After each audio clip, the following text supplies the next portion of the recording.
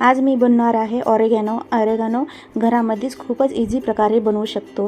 हे बघा, मी अजवाइनचे पत्ते तोडले आहे आणि स्वच्छ पाण्याने धुवून घेतले आहे आणि त्याला पुसून घ्यायचं। नंतर त्याला तव्यावर टाकून 10 मिनिटपर्यंत शेकले। हे ऊन राहिल्यावर तर ते उन्हामध्येच वाळू शकतो, पण आता सध्या ऊन नाही, पावसाळ्याचं सीझन आहे। आता पावसाळा असल्यामुळे मी तव्यावर शेकत आहे आणि चांगले व्यवस्थित शेकून घ्यायचं 10 मिनिट। आणि चांगलं शेकणं झालं ना, एका प्लेटामध्ये काढून त्याला हाताने क्रश करून घ्यायचं, एकदम बारीक बारीक करायचं। आणि ते झालं का एका भरणीमध्ये काढून ठेवायचं, कारण की हे पत्ते जे आपण क्रश केलं ना, ऑरेगॅनो जे आहे ना, ती मऊ पडत नाही। तर आणि हे यूज करायचं आपण पिझ्झावर आणि सँडविचवर टाकायचं। तर झालं आपलं ऑरेगॅनो रेडी। तर तुम्ही बी घरामध्ये ट्राय करा। तर बाहेर आणून घ्यायची जरूरतच नाही, घरामध्ये इझिली होऊन जाईल।